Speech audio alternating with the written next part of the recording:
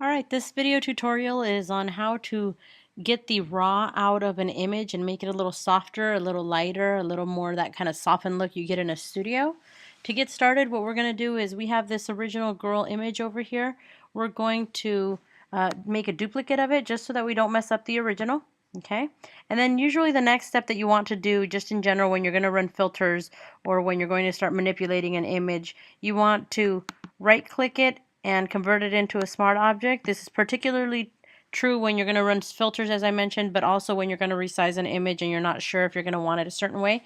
Smart filters allows you to manipulate an image and not lose quality on it, and it also allows you to make changes to it that are non-permanent. Okay, so we're going to go to this image. Now that it's a smart filter, we're going to run a filter, blur, and we're going to do a surface blur. Okay.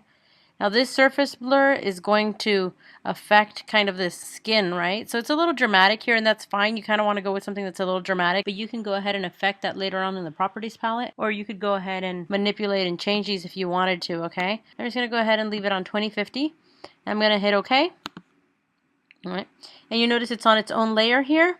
Now I can go to the actual layer here, which is a copy layer, and I can decrease the opacity so that it's just more subtle. Now I'm just going to leave it there. I'm going to turn off the eyeball and turn it back on so you can kind of see. See how it's softened her skin a little bit? Now you notice we lost a lot of that nice sharpness in the color of her eyes.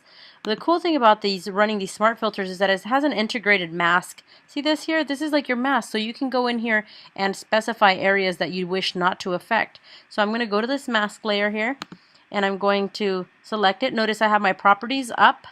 Okay, if I go to Windows, Properties, okay, it'll pop up this menu, and automatically it's on the mask, so you can change things like the feather radius once we start affecting a mask. Right now we don't currently really have a mask, it's all solid, but we can start drawing things in and then change the settings if necessary. Okay, so while on this mask, I'm going to go and grab my brush, and I'm going to make sure that black is my selected color.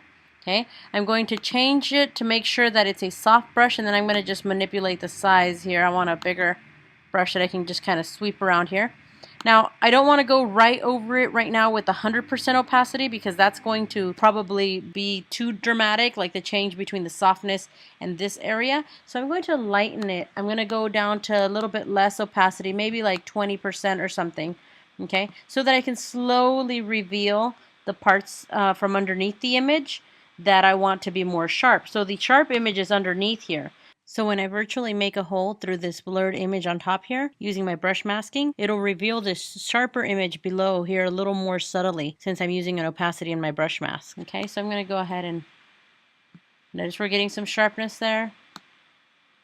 A little bit of sharpness there, okay? So you could pinpoint the areas, and you could always swap around, and you can go in here and like make this back to blurry if we got too many of those little wrinkles there back, okay? So you can kind of paint in there like a mask. You can decide how sharp you want to make those eyes, okay? And you're virtually creating a mask that shows through to the original that's very sharp, okay? So you can do that as much as you want to get that effect you want, okay? Now I'm going to turn this off so you can see the effect, okay? Very raw image, looks like an image that you took with your camera, very kind of grainy in certain areas, okay? It just looks like a regular image. I mean, a very nice regular image, but at that, if you wanted to soften it, give it more of that kind of studio look, you do this effect, and you get that. And again, you can always control this and make it less intense if you wanted to, just soften it a little bit, okay?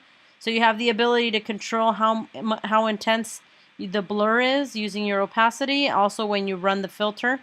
And then also you can control how much of the sharper areas show through from beneath using the mask that's provided on that smart filter. Okay? Alright, this concludes your lesson on how to make an image soft and reduce its effect of being a raw image. If you have any questions, I led at hawaii.edu or 808-343-9565.